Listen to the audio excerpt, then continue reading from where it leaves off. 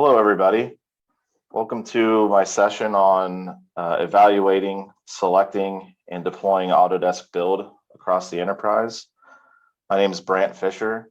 I'm a project solutions executive with Messer Construction Company based out of Cincinnati, Ohio. A little bit about me. I'm a University of Cincinnati graduate, bachelor's in construction management. I've been with Messer Construction for 16 years.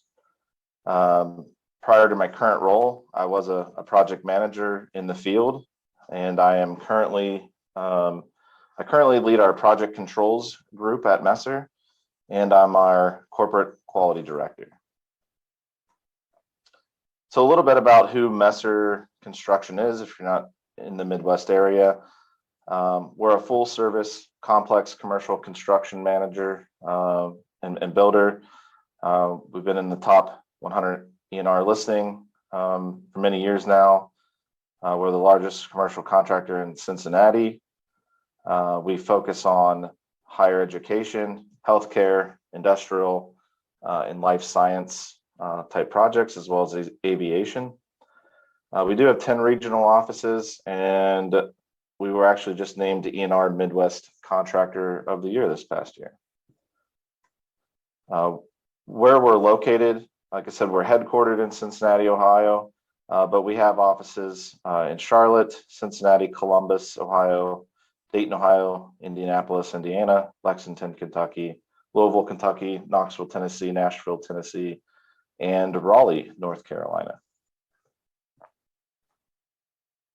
So wanted to start our conversation around Messer's Autodesk Build journey, just to set the stage before we get into the meat and potatoes of the conversation around deploying and selecting and adoption, but just where we're at now, so that I can give everybody kind of a baseline of where we've been and where we're at right now. So a little bit about our selection project overview.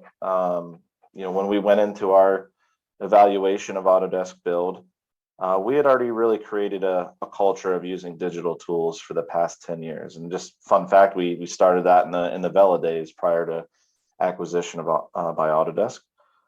We started our first pilot project when Autodesk Build was released in February of 2021, and we wrapped up that pilot project and pilot feedback in July of 2021.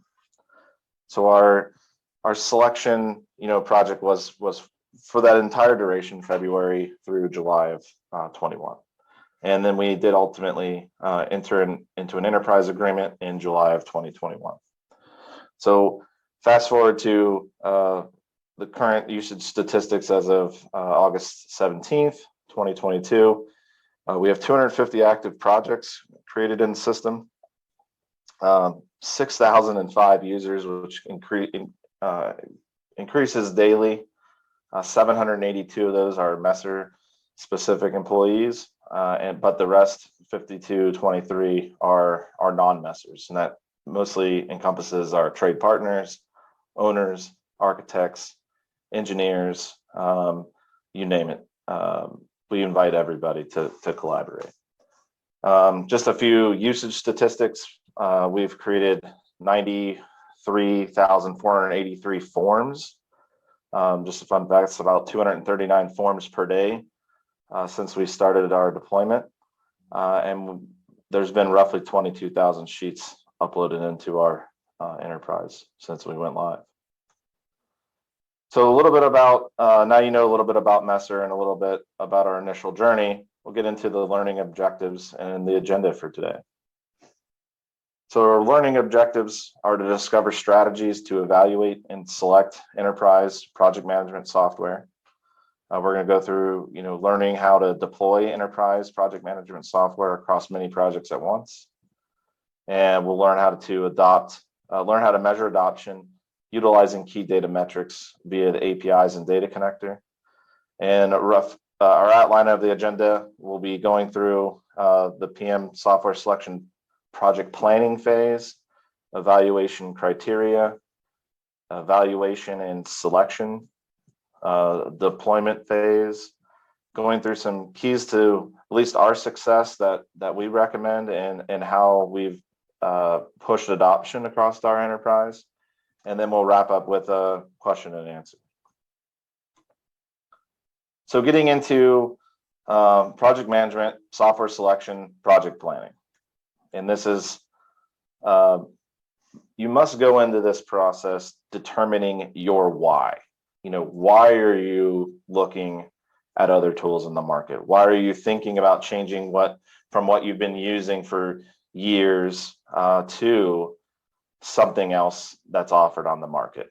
Every company must determine, their why in order to get executive support, to get, company support,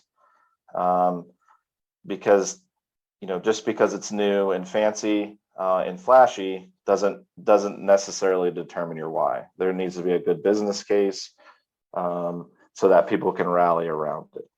So a little bit about, what we did, what Messer Construction did to determine why, and what we would recommend any company to determine your why.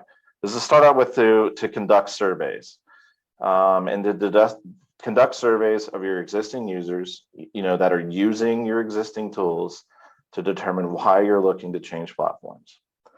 And really, the formula that we followed and we would recommend is really to ask the following. And these are kind of big bucketed up themes, but to ask the following of, around current processes and how that current tool sets works for your project teams. So asking questions of how much time is spent on various processes such as drawing management, submittals, requests for information, etc. Asking those users how proficient they are using their current tool set.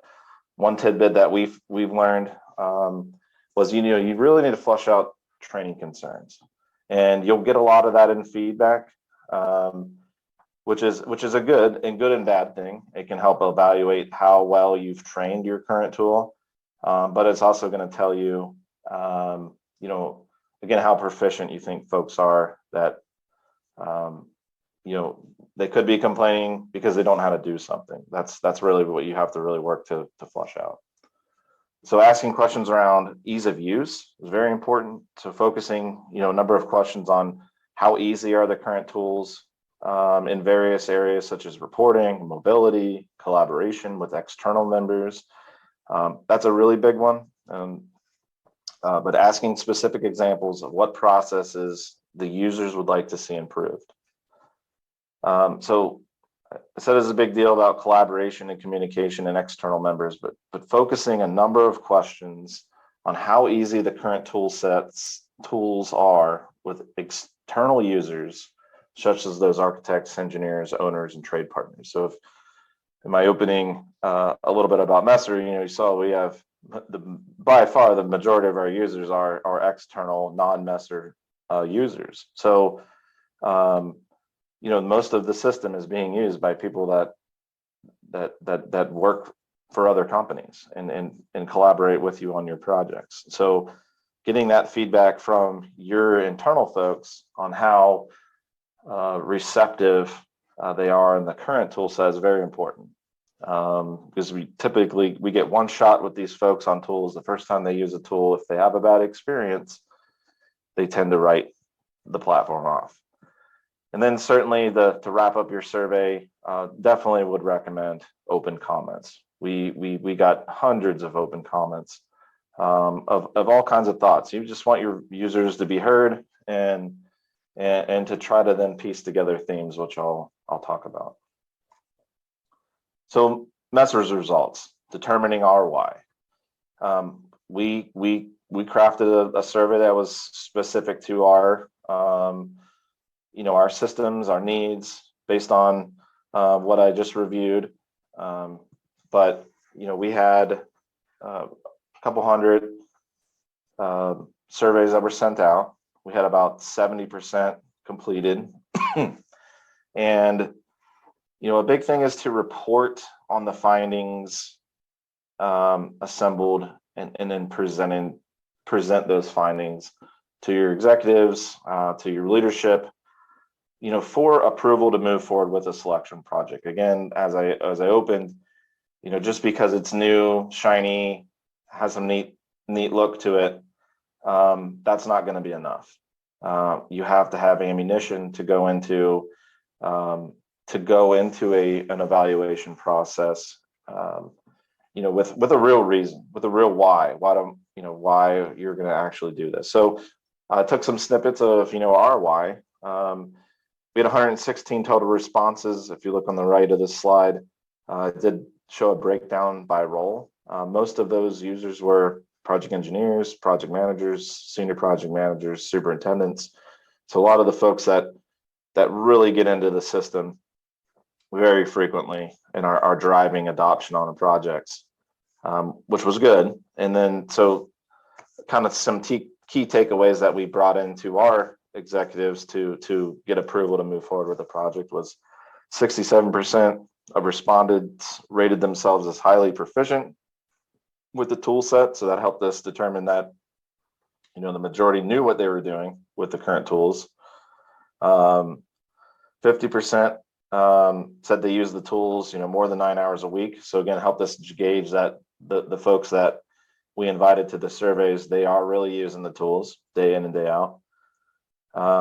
Many respondents, this is a very unique one, but many respondents feel that having one program would be easier than two. So our previous tool set had 2 separate pieces of software that we worked on, and that was one of our major drivers to look to a unified platform with ACC and Autodesk Build. So that's what that is. We had 2 separations between core project controls type activities such as submittals, RFIs, drawings, etc. And then we had a separate solution for quality, safety. That's your issues, your inspections and form process. So we had multiple comments about owner and our subcontractor buy-in being a challenge with the existing software. That was a really big issue for us, is having the separation between 2 was confusing. They each had separate logins. All the different things that you have with 2 different pieces of software was a big driver. And then another kind of final takeaway for us was having a high number of respondents disagreed or neutral with about questions regarding effectiveness of the existing tools. So again, giving us that ammunition. So this was our why going in, to get executive approval to then move forward with our process. So very important. That released us then to assemble our team. So this can be a bit of an art to select the proper folks in your committee. We want to really recruit your selection committee with executive support, with a few things in mind. Having a good cross section of roles across the group, ranging from project engineers to project executives. Have representative from each office location. So in our case, we did have representatives from all 10 of our regions. And really don't forget about support departments that would also utilize these tools. So could be safety, pre-construction, etc. And then this is a big deal for Messer, and I would highly recommend that the corporate resources on the team should only be facilitators and should only be non-voting members of your selection process.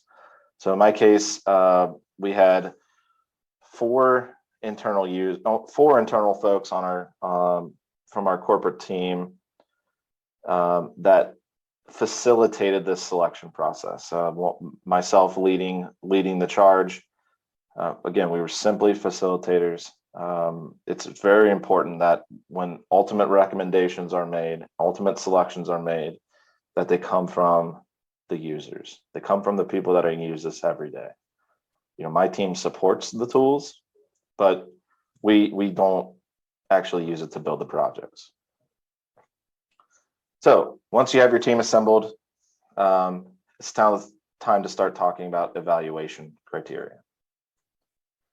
So we utilized existing survey data to create the initial evaluation criteria. We solicited feedback. So that was done internally after the survey. So my team, myself, took a stab at all of the criteria that we thought we would need, which we got about, I'd say we were 99% accurate. So we solicited feedback from our selection committee to add any additional categories you may have missed.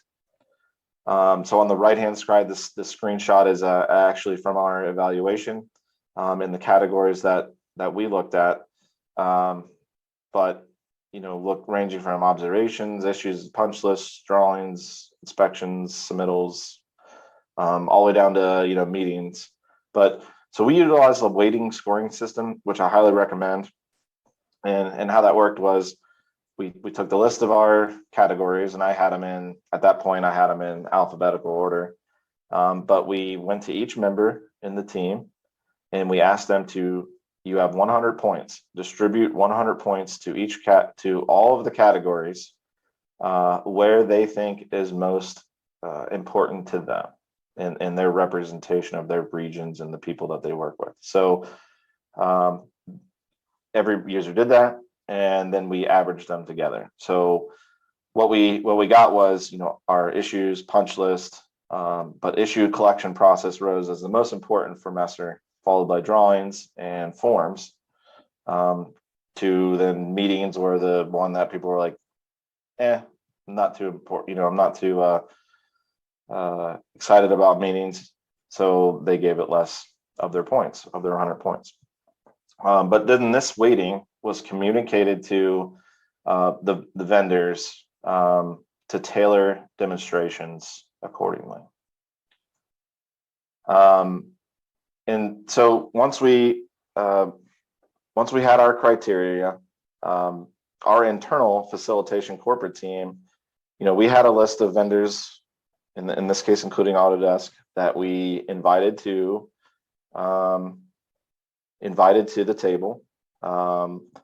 It was a list that we had pre-vetted out of major industry players, and certainly before in our early conversations with our committee, we made sure to ask the question, are we missing anyone else? So those companies, those software platforms were then invited. So that takes us into the actual evaluation process. And what worked very good for us is in-person demonstrations being the most effective. So what we found is off-site, away from job sites, results in better focus from selection committee.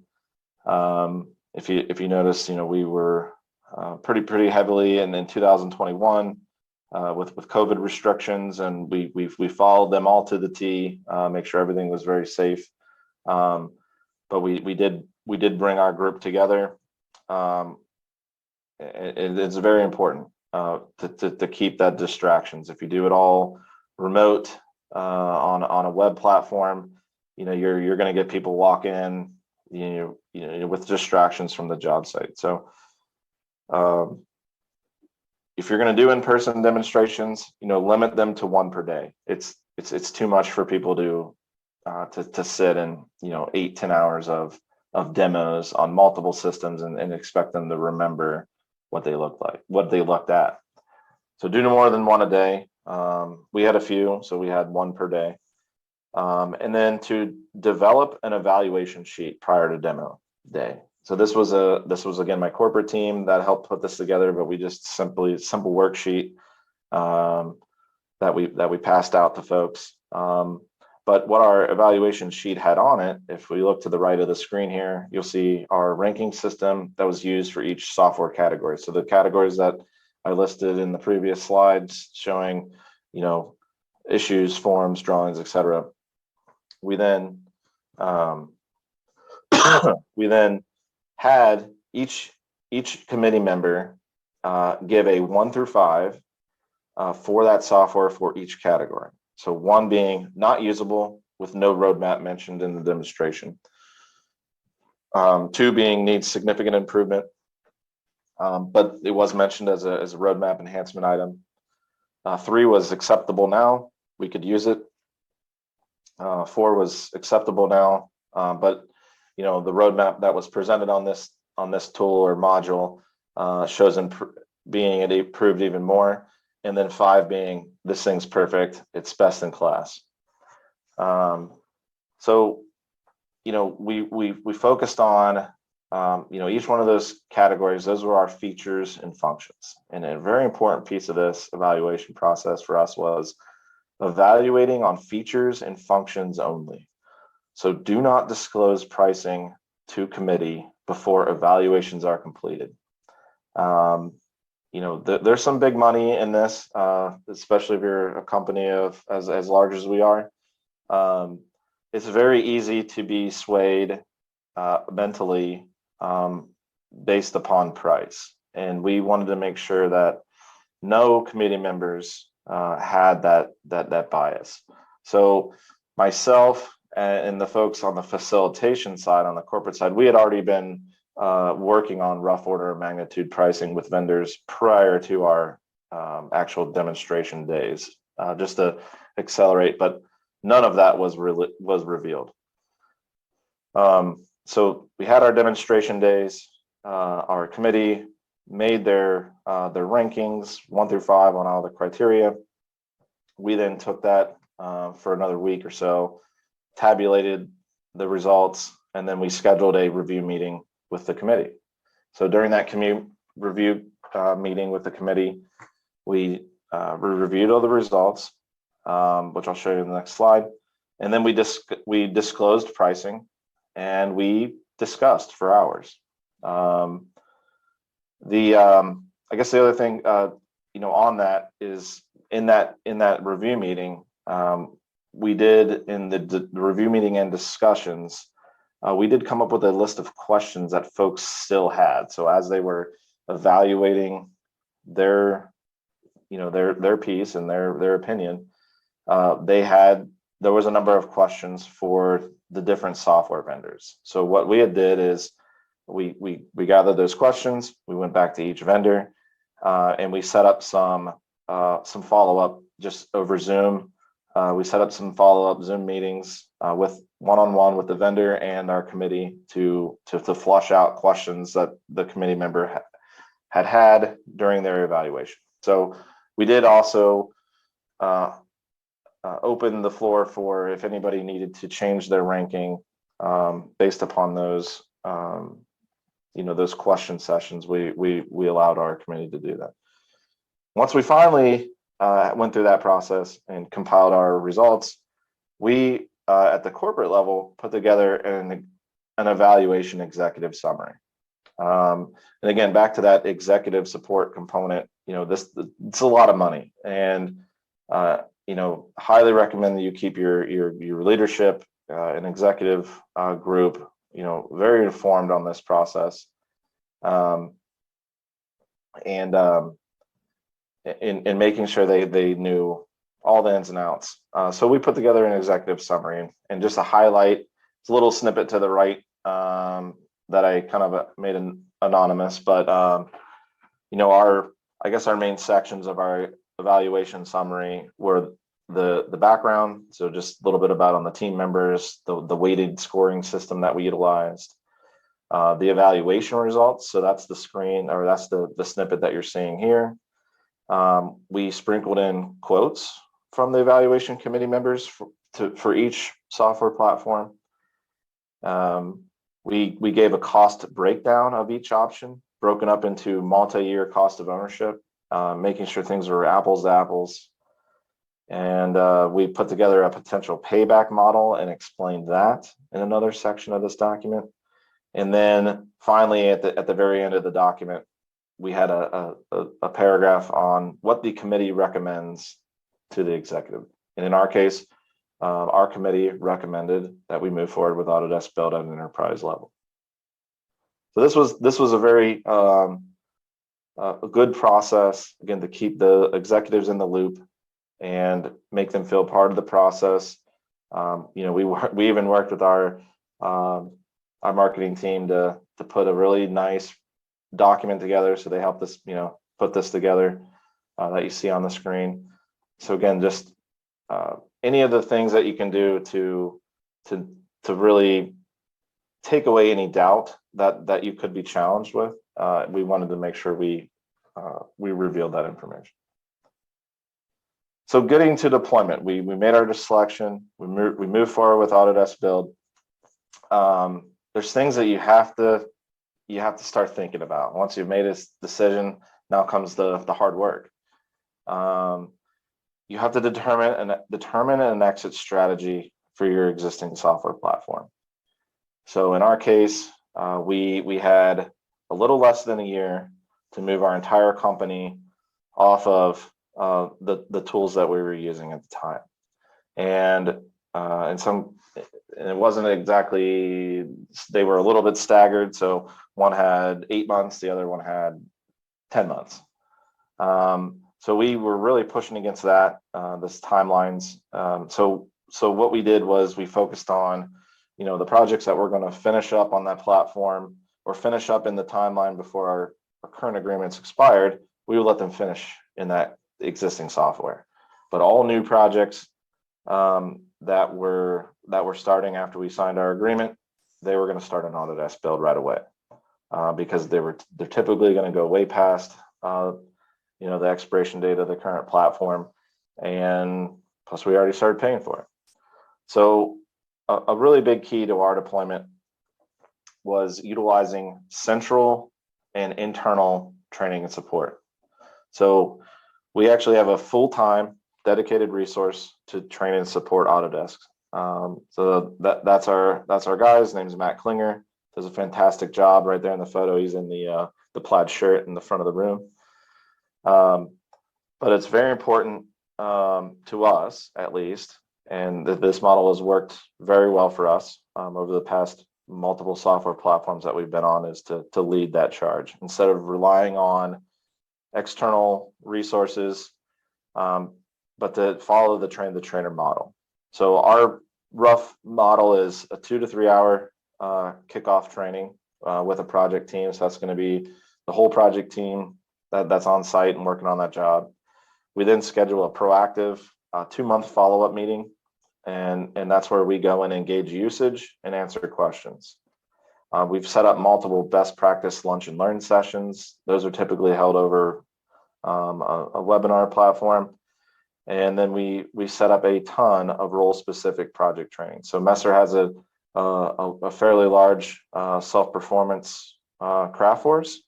And the picture here is actually with one of our several Messer foreman specific training. So we really focused on, then the folks, once the jobs got set up, they got invited, we started these foreman training because we wanted to make sure these guys are integral. They're our leaders in the field.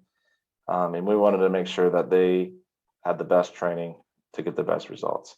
And then, keep a running list of feedback to funnel to your customer success manager. So a little bit about our keys to success and some adoption strategies. So keys to success. Like I said earlier, Messer's already had a very established digital processes coming from prior platforms. When they say digital transformation, we did that 10 years ago. So we were running very light on any kind of paper process in the field. Everything's been digital for years. So that definitely helped accelerate. I was actually a part of some of our first, getting people from paper to iPads 10 years ago when the iPad first came out. So we had a little head start, at least a 10-year head start in our digital transformation. So I mentioned knowledgeable in-house project training. So the train the trainer model works best for us. Highly recommend that model. We've had for years in our subcontracts, language requiring iPads and participation in our project management system. Most people don't push back, but if they do, we have this contract language in place. Another big key to our success is an unlimited license model. For a project a company our size, the amount of projects, and just myself coming from project management side, Most PMs are going to penny pinch on license counts, and they're going to limit collaboration if given the choice. We want to invite anybody and everybody that's part of that project to get in our system, get information, and collaborate. And another good key to success, we have a very good customer success manager, a very good account executive that we stay in constant communication with to funnel problems or enhancement ideas too. So around adoption, Messer, like I said, we've been using these tools for a while. We wanted to make this switch largely to be more efficient, as I revealed in some of our key results.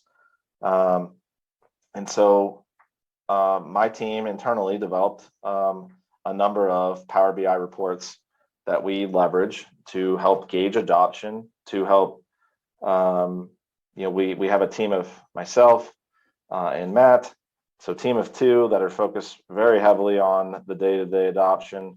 Matt's most of the guy in charge when I'm not focusing on our quality efforts, but one person, 250 projects, it's a lot. So, we developed tools to help us, find blind spots and using data. So we embarked literally day one on a data connection journey. We've done this for years, but we leverage the Forge APIs, the data connector, to bring in data down to our own data warehouse, and then from there we connect to the data warehouse using Power BI. So we've created some strategic reports that I'll show you a couple snippets of, but this is one that we utilize internally just on project setup. So we can filter out and say when we've set these up, which ones are missing job numbers, which ones are missing project values or addresses or the dates that we've missed. So we can quickly just funnel that out. Then we'll go back into the system, make those corrections. So on companies and users, as you saw, we have a ton of users in there. Well, we have a ton of companies too. This particular slide where it says 1233s, we had it filtered when I took these screenshots, but we have more like 3,000 companies already entered into our environment at the time of this. But we're looking to further leverage some of the ACC, specifically around cost, and integrate things with our ERP. And so this has been a big help that we can leverage the data coming out of the data connector and the Forge APIs to go in here and filter out which companies are missing ERP information, tax IDs, addresses, etc., so that we're keeping things in sync for when we go to integrate these potentially into the future. Me focusing on quality, I look at data frequently on our adoption across our projects, and again to gauge from a quality aspect, are we being proactive on our jobs? Now these, I took a snippet of, I was randomly filtered to a few projects in one region, but this is one I use looking at just quality forms that are entered by month, and then giving a breakdown by project. So this helps me get one data point that says how much quality form activity is happening on a project. It doesn't tell the whole story. Still need to know what phase the job's in. Could be wrapping up, it could be very early, and that does impact the usage. We do tend to see more of a bell curve with activity in any platform, but this is very useful. Safety is a really big deal to us, as it is most companies, but we look at safety adoption. That was one of our big initiatives a couple years ago, where we wanted to get more interaction with our operations folks in the safety inspection process. So we created some accountability dashboards to filter down to our different regions, and it's simply giving counts of how many forms that these folks have submitted in by month, and then we have some guidance on what types of forms that are being counted in that. So again, just things that people in those leadership areas can look at Our safety department really pushes that usage, and they leverage this tool, but it's all coming from the data connector and APIs. So with that, I'd like to open the floor to any questions.